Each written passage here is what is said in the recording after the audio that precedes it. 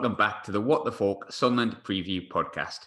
Sunderland move away from League One duty this weekend as our attention turns to the FA Cup with a first round tie against Mansfield Town. And the romance of the Cup does seem to be dwindling year on year, but hopefully we can spice things up a little bit this week with Craig, Cam and Simon from the Mansfield Matters podcast. How are you all doing? Are you all right? All right. Not bad, thank you. Yeah, good, thanks. Good. He knows how to work it. I'm surprised. Simon has never used Zoom before, so this is an experience for him. So I'm just glad he's working. I'm not pressing anything. I'm just talking. We're very impressed. Very impressed, Simon. It's a good first time, but you're going to have to get used to it because lockdown's still a thing, isn't it? But before we begin, I want to do a little quiz question, and this will definitely show the difference in age between all of you. Oh, God. No pressure, Simon. This is on you, mate. Yes, What was the score and the scorers the last time the two sides played? Mansfield lost 2-1. Absolutely 100% correct, Craig. Who scored? There was 2 own goals. Dave Artell scored an own goal for us. No idea who scored for you. I just know it was a Carling Cup game. I think it was the Carling Cup back at our place. Something like that. Worthing Cup or something like that. It was actually, you're 100% right with David Artell. It was 2-1. You equalised in the last minute with a Kevin Kyle own goal, and then we won it in the 93rd minute with a Kevin Kyle winner. So Kevin Kyle put it in both nets. Random fact, and it was Mick McCarthy's first ever Sunderland win. So there's a bit I remember Mick McCarthy being in charge. Yeah. Cam won't remember. I don't think Cam was born. I was going to say, what years was this? 2003. Oh, no, I was born, but I was 3, 4, so... Did we not play Sunderland in a friendly one year and beat them 3-1? I can't remember that if we did. I think that might have been Man City, but who knows? Wait, Liam Lawrence scored, I think. Yeah, that'd be City then, be Man City. Liam Lawrence. Now there's a name. Oh, God. When it comes to Mansfield, I'll throw this one at you first, Craig. First things first. You might have a new manager by the time this comes out. So which names have been bandied about? For us, it's a 50-50 split between Nigel Clough and Paul Cook. We've been talking about this quite a lot recently. Obviously, a lot of names being bandied about. There's a few names that we certainly don't want. Gary Caldwell being one of them, who seems to have popped up of late. No idea where that's come from either, just a ridiculous thing. But I think a lot of people are expecting it to be Nigel Clough. So it certainly seems the perfect fit for us. But then there's probably about 40-50%, who are saying Paul Cook as well, with the connections with David Sharp, the CEO. So to be honest, it's almost like the US presidential election race. Nobody knows who's going to win at the minute. So, we keep checking the internet and see what happens. What do you think, Cam? Do you reckon? Because they're both I was looking at this beforehand, and they're both massive names. Both had probably, if Parkinson, I think he's doing all right, but say he failed, that I wouldn't have minded either of them in the summer, especially Paul Cook. So what are you saying, Cam? Either or have you got a particular favourite? Yeah, either or, because you look, they're both very much established League One managers, and they've done a fantastic job at their respective clubs. I think personally, I'd probably go more towards Cook because it pushes a little bit higher. And I think if he does see Mansfield as a long-term project, then we might actually finally get to where the Radfords do want us, which is to be in the Championship. I think it would be a very good investment as such. But I think to steady the ship and slowly build up to that, I think Clough could do that as well. But for an instant impact, it'd be Cook for me. Simon, do you expect there to be a manager in by Saturday, or do you think they're going to take plenty of time with this? No, I think there'll be one in by Saturday. I'm split 50-50 because I keep saying to Craig it's going to be Paul Cook. It's going to be Paul Cook, and Craig's like, no. I can see him shaking his head now on the camera, going, no, it's not. I don't mind which one it is, as long as they come in and they do us a job and they're not here for we've had a couple of managers in the past that come for the money and things like that, and they've not really been into it. So I just hope they come, and because at the minute, as I see it, I've watched on iFollow the games, and we've been completely flat from front to back, and there's been no drive, no passion, no anything. And I just want somebody to come in and install that drive and passion and tell the players what it means, even though we're not there. And as a fan yourself, the drive and passion that the fans have for this football club, and what it means to the fans when we win and we just get back up the league and just install some balls as such. Yeah, absolutely. No, I mean it's kind of even more important that you have that now, especially with, like you said, none of us actually being there. But I've got to be honest now. I'll come to you with this one, Craig. But I was really surprised at how badly the last appointment worked out, because obviously when Coughlan came from Bristol Rovers, I was really surprised because they fell literally not through a trap door, but they went from 5th in the league to like 13th or something, and obviously COVID killed the league off. But came with a good pedigree. He moved a whole division below, and it was for family reasons. So he must have seen it as a long-term project. He's gone in like less than a year, Craig. So what kind of went wrong there? I think a lot of it boils down to the way he was as a man manager. I think last year, there's no secret, we had a massive hangover from the previous season, finishing 4th, missing out on promotion on the final day to MK franchise. And we never really got over that. We appointed the youth team manager at the time, the academy manager, who'd done a fantastic job. And to be fair, deserved the opportunity. But we always said on the podcast, and this was no disrespect to John, who I sort of know relatively well as well, from his time as a player, that it was like a primary school teacher, trying to teach, year 13 kids, and it didn't work for him. Graham, as you say, came with a good pedigree, but there was a lot of sort of split personalities within that dressing room. A lot of players who'd been around for a long time, a lot of players who, felt like they ruled the dressing room, felt like they had the authority. And Graham came in, tried to split that up. He put the captain on the transfer list along with one of our most creative midfielders at the time. Did a massive U-turn on the captain Pearce, took him off the transfer list and started playing him again. Released Jacob Mellis, who was the other player. Started bringing in a few free agents. It didn't really seem to work. Performances were slowly dwindling as we looked back and reflect on it. And then this season, he's had massive investment, but it's just been exactly the same again. And the performances have been flat. There's been no real energy, no get up and go from the players. It almost seems like, from an outside perspective, that he's not really had hold of them enough. He's not really managed them in the way that he could and sort of utilised the best assets. And it just goes to show how different we've been in the last couple of weeks or so under Richard Cooper in the last couple of games, who has, changed the system, got the players playing a different way, utilize their talents. And if I'm being completely honest, though, you mentioned that he came with a good pedigree. I wasn't massively thrilled with his appointment in the first place, so it came as no surprise to me that the axe was wielded, actually. Do you think it was the right decision? Absolutely, yeah. He had to go. To not get a win in that amount of games, considering the investment he had and the players he had at his disposal. George Maris, one of the best ball players in League Two, who was flying with Cambridge. Ollie Clark, one of the best ball players in League One, flying for Bristol Rovers, been up and down the leagues with them. George Lapsley came in on loan, same for him. Marek Steck, who was fantastic, on the way up to the Championship. So many good players that we can name who he just didn't utilise and didn't get the best out of them. And there was clearly a confidence issue. And I think that was highlighted with what Nicky Maynard said in his press conference. And there was a flatness, a timidness about the play and their approach. And it was certainly starting to tell. And I think the Radfords, they're very patient people, as we've seen in the past, but at the end of the day, where we were in the league, it wasn't going to get any better anytime soon. So it was the perfect time to change it and to sort of to look ahead to the future, and absolutely the right decision. And we wish Graham all the best, of course we do, but football's a results-based business, and simply wasn't getting the results. Do you have any different takes on that, Cam, or you're completely echoing the sentiments of Craig? Yeah, pretty much the same. It just, something didn't seem right, and it looked like, obviously in pre-season we'd still not won a game, and going into the Preston game in the Carabao Cup, and although we didn't play actually that badly in that game, we got hammered, but the signs were there that it was promising. But then we come out against Tranmere on the opening day, and we were just so flat, so lackluster. We didn't look galvanised, and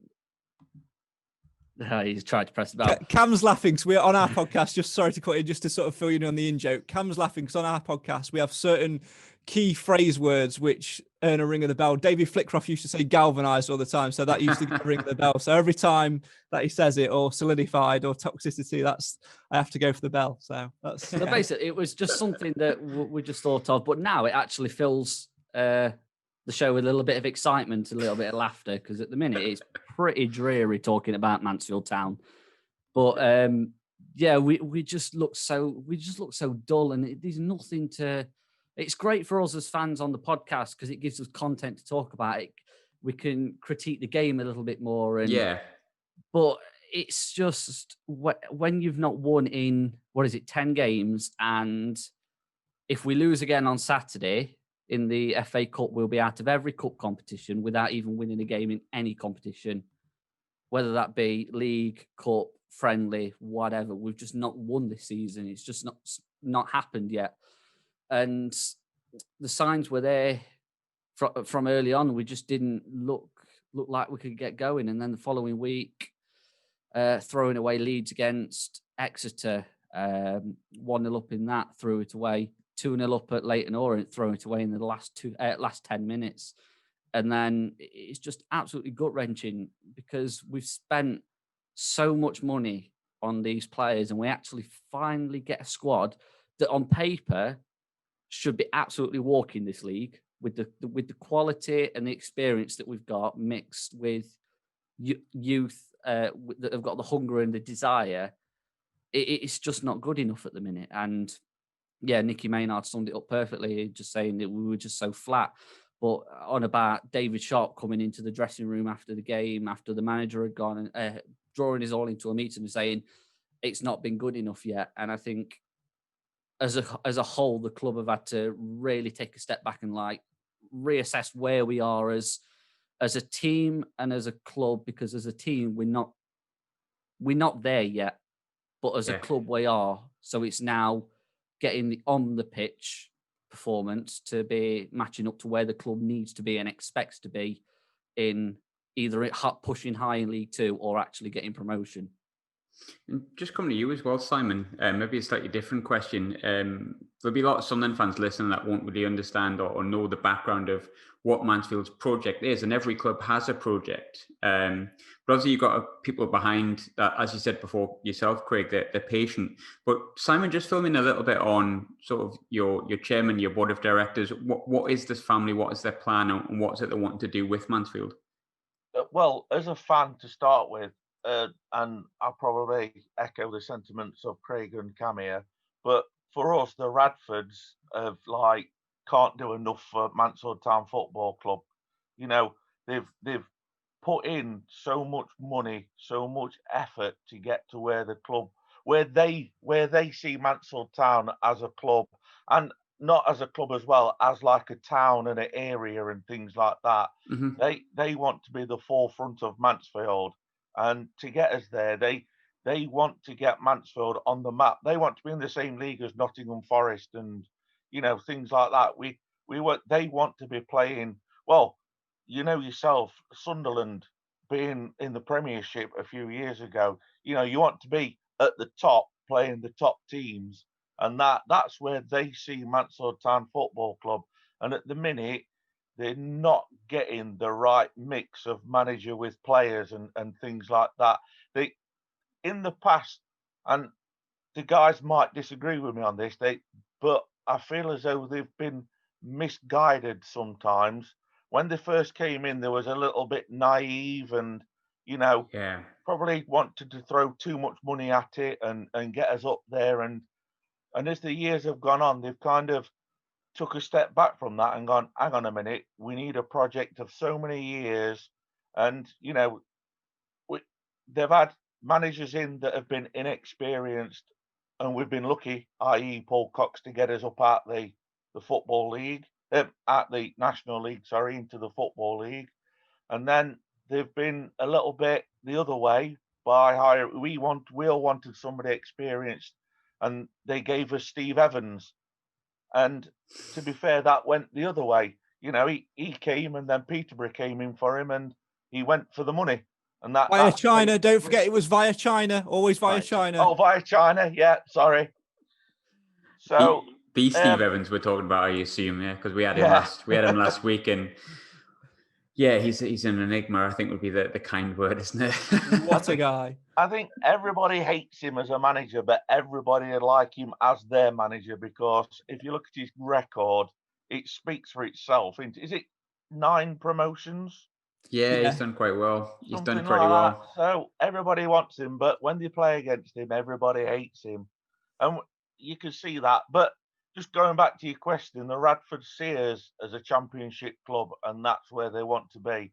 I think going on record, me personally, this is only my opinion. I don't want to speak for Cam and Craig, but if we did slip out of the Football League again, I honestly believe that they would sell up and go, to be honest. Controversial. Very controversial. I mean, I don't know. I mean, I think they'd certainly have a long look at it. I mean, they're just to sort of fill you on the bigger picture as well, Graham. Like the thing with them two was, you know, they've evolved so much over the 10 or so years that they've been here. They no longer reside in the UK. They live out in Portugal now. They brought in David Sharp in the summer, who's obviously ex-Wigan. As well, he's now our CEO. They've got a family, I believe, of 3 boys, isn't it? Twins and another one as well. So their life has completely changed. So I do see Simon's point a little bit. I think they'd be very hesitant, but I certainly see Simon's point in some way, shape or form, definitely. I wasn't really planning on asking this, but I'll come to you with this one, Craig. I suppose, I know like many people, Sunderland Till I Die hit TV screens when we were all originally in lockdown. So I know a lot more people watched it anyway. And the second series was obviously very, very focused around Charlie Methven and Stuart Donald. So I don't know if you did watch it, Craig, but when you've got an ownership that you can tell cares about the club, but then you see Sunderland Till I Die and you see what's happening at Sunderland, what's your thoughts on Sunderland and the ownership situation that we have? To be honest, I think you're better off wielding this one to Cam, because I didn't watch it. So I very rarely, if I'm honest. Now. Well, I know I keep hearing everyone at work, because I work in football sort of every day. It's I basically work for a community trust, doing their media. So because I work in football every day, the last thing I want to do when I get home is sit and watch endless hours of football. So genuinely, I haven't watched it. Thoughts on it, Cam? Yeah, I'll say I've only watched it briefly because, like Craig, I study football business and media. You study, behave. Study BA Honours Football Business and Media at UCFB at the Etihad campus in Manchester. So same as Craig, you're just in and around football every day. So like you don't always want to. Salford fan. Yeah, secret Salford fan apparently. But no, so it's like you're surrounded by football every day, and it's like, but yeah, just on the Sunderland thing, it's like you not that you come over attached with the club, but it's like you make like personal decisions based on personal reasons, not necessarily based on what's best for the club. And I think it's obviously it's like Sunderland need to be Championship, Premier League. And I think you will get there, and I think it might be this season.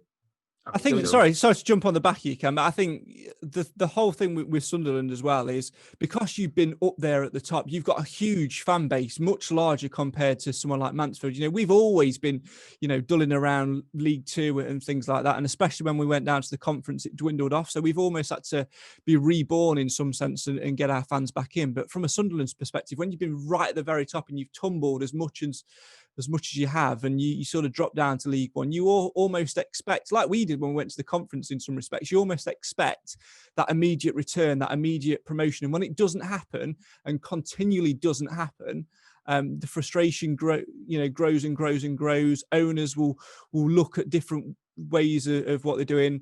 Again, to draw it back to us for a second, you know, we missed out on promotion to League One on the final day of the season. And the day after, pretty much the day or two after, they sacked the manager, replaced him with the academy manager. And obviously since, John Radford and Karen had both said that was a mistake. It was made out of haste, and emotion leads football And I think that's the case wherever you are. But when you're a club of Sunderland's stature, when we drew you out of the FA Cup, everybody looks for Sunderland in round one because they're the biggest team on paper. So you can certainly understand why there is that emotion and that sort of that emotional driven leadership, if you like, behind the scenes, and just why it's been so captivating for the many, many people that have been watching it. Yeah, unfortunately not so much now, but when you do watch the show, I think the Will Griggs situation was obviously, some of you may or may not have seen, he decided on the last minute to pay the best part of £4 million for Will Grigg. Spoiler alert, it doesn't really work out at all and still isn't working out. But onwards to sort of Mansfield, you played Bolton last night, which we're speaking on, I think it's Wednesday, I'm losing track of time with lockdown. I believe it was yesterday. And if it wasn't for, obviously, a last minute goal, you would have had that first win with, and I know Bolton haven't hit their stride at all in League Two realistically, but they're still probably a big scalp. I'll throw this one at you, Simon. What was your thoughts on the performance yesterday? Well, I'll be honest, I didn't really watch it because I was looking after my boys. Childcare Simon, this is why he doesn't come on our podcast as often. I've been relegated, you see. I'm not too sure, so I'm going to have to throw it to Cam or Craig. Fire on. Watch it. All good. We're all living by your stream these days. Our game was delayed yesterday because our stream wasn't working, so we were delayed by half an hour. So we do live in a world where things do sometimes overtake the stream. Yeah, this is the problem. I was saying last night, actually, I knew that they'd scored before I watched them score because the iFollow, it just popped the notification up before. And I think, everyone's got different sort of things. And like Simon said, he was with childcare. Cam very nearly didn't watch it last night due to uni assignments. Life, because you're not physically going out and going to the games, life does get in the way. Mm-hmm. But to sort of preempt the question, sort of to answer the question and save Simon a little bit. Cheers, Craig. No worries, mate. I've always got you back. We've played very well, and we played very well on Saturday as well. And Bolton, another team, been at the very top, tumbled all the way down. They're expecting an immediate return, and they're seeing the same thing at the moment with Ian Effort. Paid massive money to get him from Barrow in the summer, and it's not worked for them. They expected instant success. It's not worked.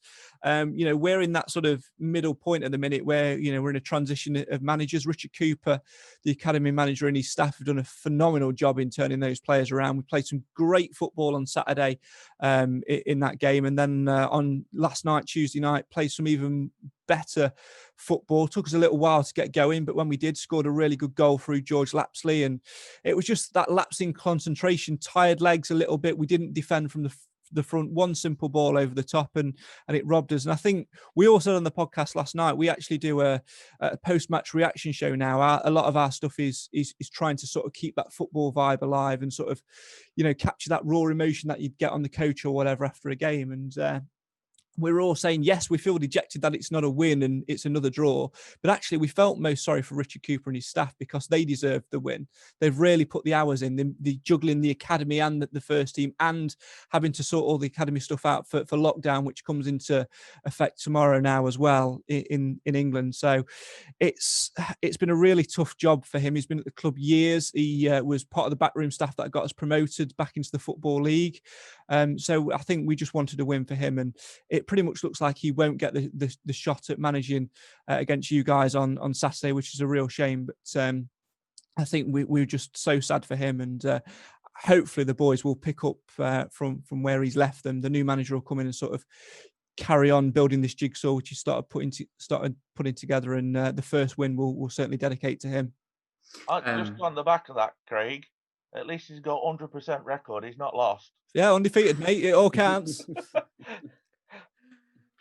I'll come to you with this one because I now know you watched the game, which Craig let slip there, which I probably should have checked beforehand, shouldn't I? Did your stream work? Is your internet all right? Should be the new question. Well, Simon's still on dial-up, so he's got a little hamster powering his electric as well. I'm throwing coal in my computer as we speak, just to keep it going. I'll give you 5 then, all right, before I ask the next question. I'll let you fill up.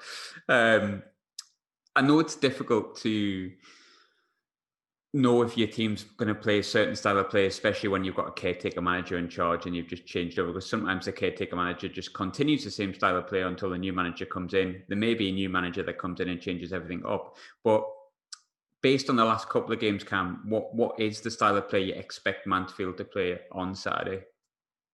We played 4-4-2 the last two games, haven't we? 4-3-3 Saturday, 4-4-2 last 4-3. night. Know your formations, Yeah, Cam. Come on, sort yourself out. You're supposed to be doing a university course here. So come on, son. Funny.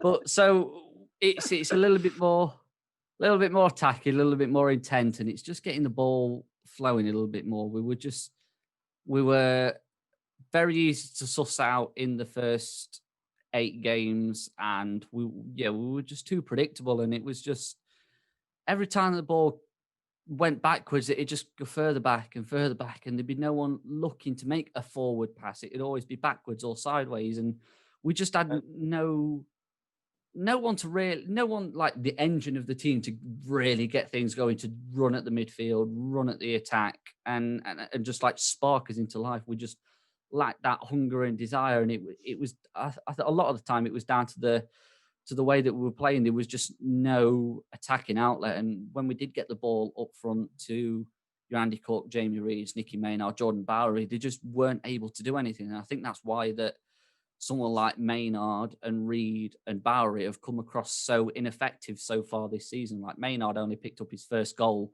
at the weekend against Walsall. Jordan Bowery scored 1 this season. That was from the penalties. Other than that, he's not really done much. He was a bit more improved when he came on Saturday. He was more improved last night on Tuesday night against Bolton. But as a rule, he's been ineffective, and it's just down to the way that we're playing, because it's just playing hoofball constantly, getting it upfield, and it just didn't work. And for the last 2 games, we've just gone back to the basics, getting it on the floor, play it. And that's where the team that we've assembled with your Maris, with your Charsleys, with your Lapsleys, it's just they thrive on it, and even more getting it up the wings. Bringing Stephen McLaughlin in was a fantastic signing, although he's not had the best 2 games recently. As a general, he's Are you all right? Yeah, but having that attacking outlet up the left, yes, we're still missing. It's a massive change for someone like CJ Hamilton, who was just a breath of fresh air up that wing, but it was still missing that, lacking that intent. And for the last few games where we've been able to get these players out wide and getting them forward, so McLaughlin and then Kellen Gordon on the other side, they just look like new players, and actually being able to get it up and get it into the box, and the same again for like dealing with second balls. So for our goal against Walsall, it just comes from a set play, getting the ball into the box.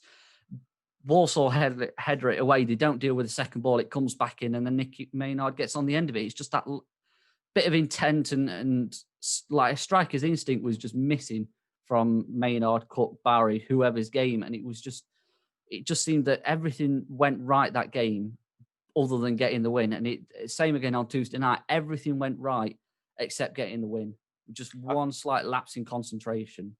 I think what they've done as well, I think Coughlan was like the tactics, and he was prone to going back to basics and things like that. Whereas Coops knows he's the interim manager, he knows it's not his job full time. And I think what he's done is made it about the players. He's gone back to basics, like what these guys have just said, and he's made it about them. And what he's done, he's kind of sat them all down and kind of said, you know what you're good at, let's just do this, and we'll see where it takes us. And he's kind of installed that bit of confidence back in the squad, to build the confidence back up, because I think with Coughlan, it was all about, as it is, it's all about results and trying to get that result. And I think, to be fair, again, the guys might not agree with me, he didn't really have a plan B. So when it was all going wrong on plan A, Did he have a plan A? I never recall a plan A, mate. We used to say that about Steve Evans. I think he made it up as he went along, but you know what I mean. But Coughlan, he didn't know how to switch it up. And in his interviews, he'd always revert back to 4-4-2. And when we reverted back to 4-4-2, we started to play a lot better. But then in his interviews at the end, he wouldn't say, like, the next game they're going to go back to 4-4-2 and play the next game 4-4-2. He'd go back to trying 3-5-2, whatever positions he wanted to play. You know what I mean? He wanted to have his own fix on the squad, and it just wasn't working. And I think Coops has just took it back to basics, like the guys have said, to install that confidence back in the players that we've got. Because like what Cam said earlier, we've got a team that should be ripping this league up completely, and it's just not happening at the minute. I mean, to be fair, I was looking through, obviously, the side that you've got, Craig, and there's plenty of players that Sunderland fans should recognise with this being around the league for a while. And there's some teams in League One, I would say, don't have a similar level of strength. I mean, you've mentioned Jordan Barry, who came in, I think, would have been MK Dons, I think. You brought in Farrend Rawson, obviously, who's was at Forest Green. One big name will stick out to many Sunderland fans, that's James Perch. But Lapsley is another player as well. Ollie Clark's come from Bristol Rovers. I think he was the captain there for numerous years. So there's plenty of players that you've brought in alongside, players you probably already got on the squad on top of that. But for Sunderland fans, and I'll throw this one to you, Craig, and then obviously Cam and then Simon, please give me your own opinion on it as well. Who could realistically damage Sunderland on Saturday? It'll be interesting. I think a lot of it will rely on whether the manager changes or not. I think George Lapsley's just starting to find his feet. He, came in on loan from Charlton. He's a young lad who's still got a lot of football to be played, and he's very raw, isn't he? But he's very, very raw. Decent little player. Absolutely very nippy, and gets box to box and really drives us forward. George Maris is another one who fits that description perfectly. But for me, I think at the moment, I think it will be one player to sort of keep your eye on if he's fit. Is either Corey O'Keefe, who's a really good young fullback, was at Mansfield last year, played left side, playing right side for us, really good attacking player. But at the moment, the sort of person in form for me, it doesn't get mentioned a lot, is Harry Charsley. Very good box-to-box midfielder. I believe he was ex-Everton. We picked him up last year on a free. Done really, really well for us. Can play right side, left side. Tends to play in the middle as well. He's forming a good partnership with Maris and Lapsley as well. So if he gets on the ball and gets the ball to feet and he's given a bit of room to drive at, he'll be hot to handle for sure. Yeah, exactly. Yeah, exactly. I think what bodes well for Charsley is that he's got two players alongside him in Maris and Lapsley, who are both fantastic on the ball. So it's just that interplay between the three, and then backing them up, you've got your wingers. So McLaughlin and Gordon, or McLaughlin and O'Keefe. And we've just got so many different options that we can get the ball forward. We can go straight through the middle, passing it between the three in the middle, or getting it up the way and getting it into the box. There's just so many ways to get forward. But I think if you're going to pick out somewhere that Sunderland need to be wary of, is the directness of Callum Gordon getting forward, driving for the byline and getting that ball into the box, because not only have we then got a direct chance of scoring from the cross as well. So we did that at Morecambe. It was Harry Charsley actually scored. It was Callum Gordon driving up the line, getting the ball in, Charsley dinking it into the net just flicked it through his legs like a back heel. And then, but also the second ball coming back out and just being able to recycle the ball a little bit better over the last two games that we've noticed. But you'll be absolutely fine if, Kellen Gordon is running at you. But if we've got Jordan Bowery playing up top, you might as well just stick a traffic cone there. So it's more effective. So it's fine. So the last two games, he's not been too bad. He's been improved, but I think that was very much just down to the way that he was played, and I think the confidence in the team. Absolutely, yeah, absolutely. Is Bowery realistically going to play on Saturday? I can't see it. No, it's Cookies Saturday. It's Cookies. Cook and Maynard, or Cook and Reed, they're just fantastic players. But that's the thing, we've got such strength and depth, and it's just now finding a way to get them all firing on the same wavelength, really.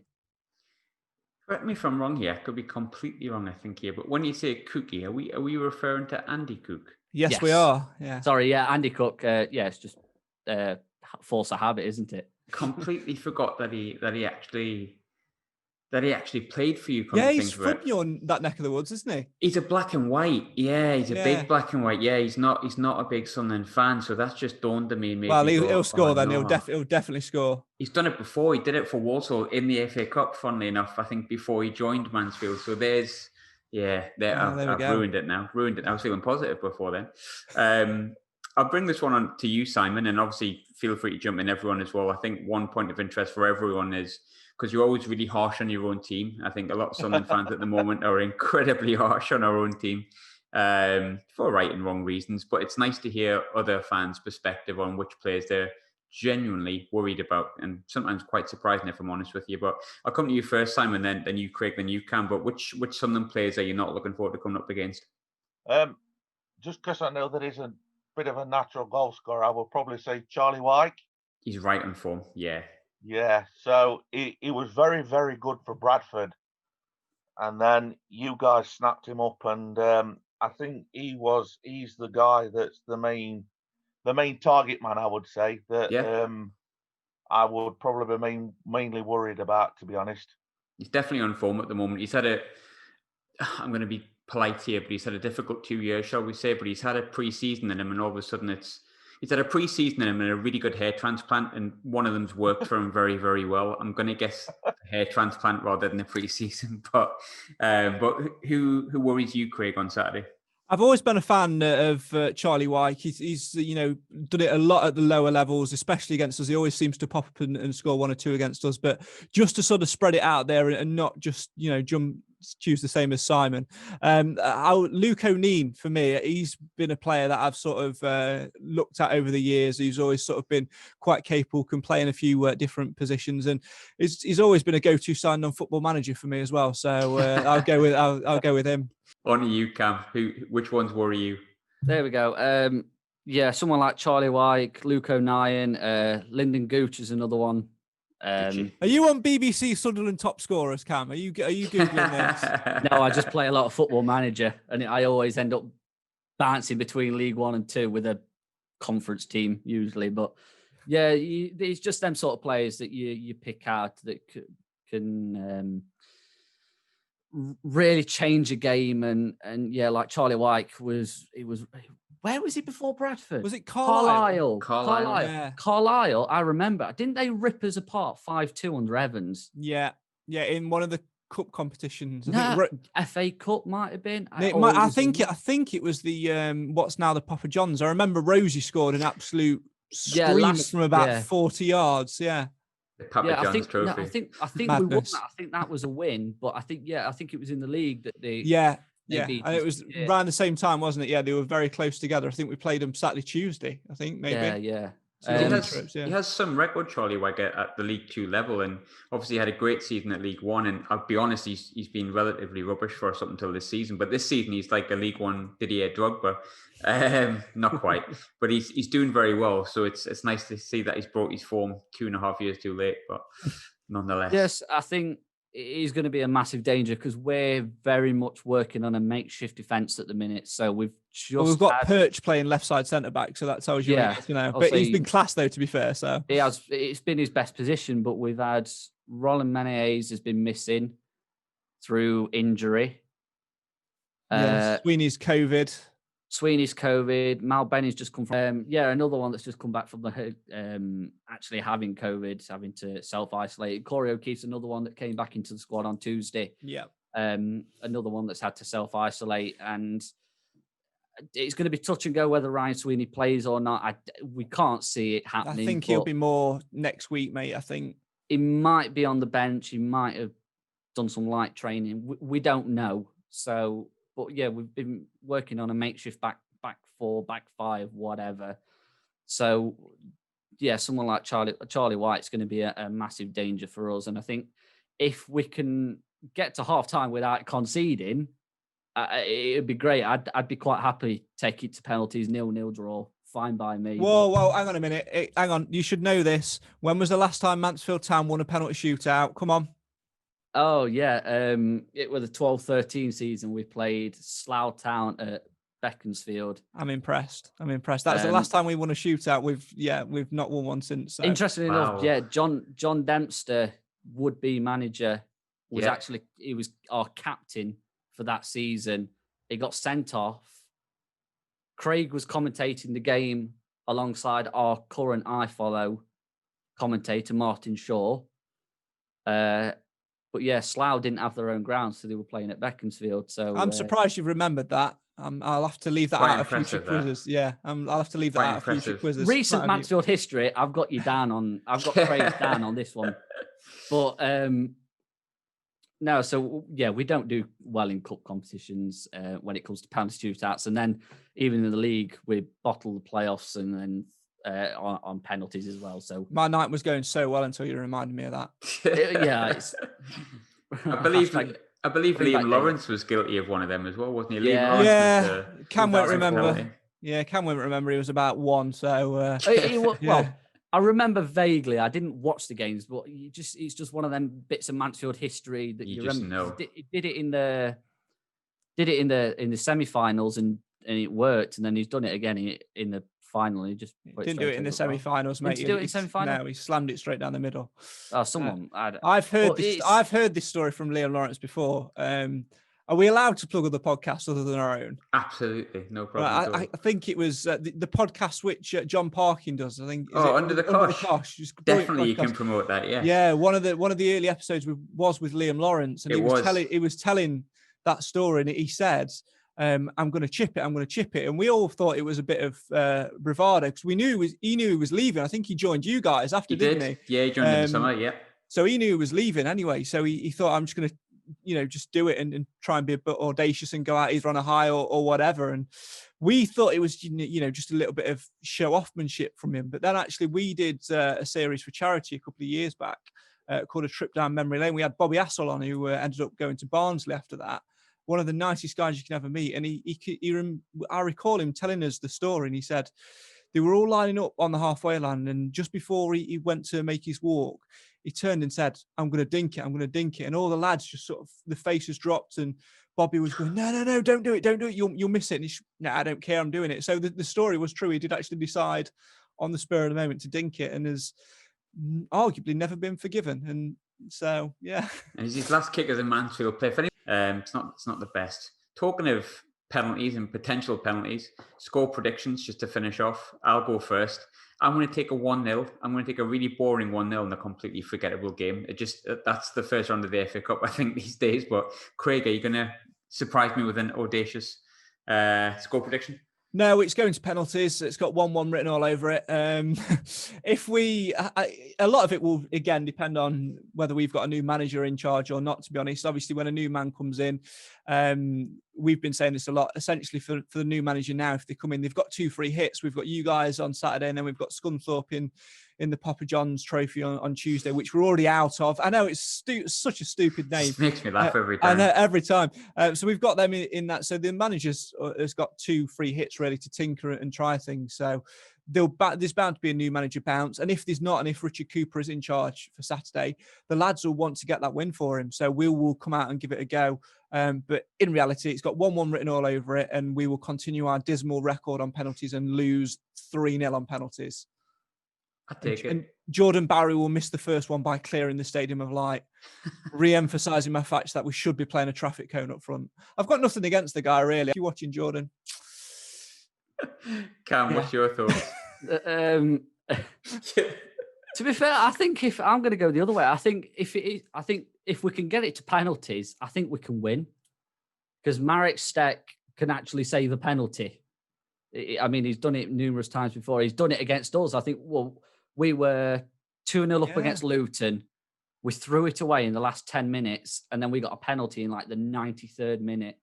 I mean, we didn't have the greatest person in Jimmy Spencer stepping up to take it, but no, Steck saved it, and it was a poor penalty, to be fair, but it was a good. He did get down to it, but I think, I take a 1-1, and I think we might actually scrape it on penalties. If it gets to penalties, I think we can win it. Cool. Lads, I hope you enjoyed being on. Appreciate your time, and hopefully we get to enjoy your stream on Saturday in one way or another. It is a bit of a free hit for both of us. I think the romance of the cup was a bit lost, but let's pretend we love it. Yeah, it's completely died. But let's pretend we're really, really up for it. It's the biggest game of the season, all right? But thanks for coming on, lads. Appreciate it. A pleasure. Thanks very much for having us, and good luck for the rest of the season. You as well, lads. Thanks for having us.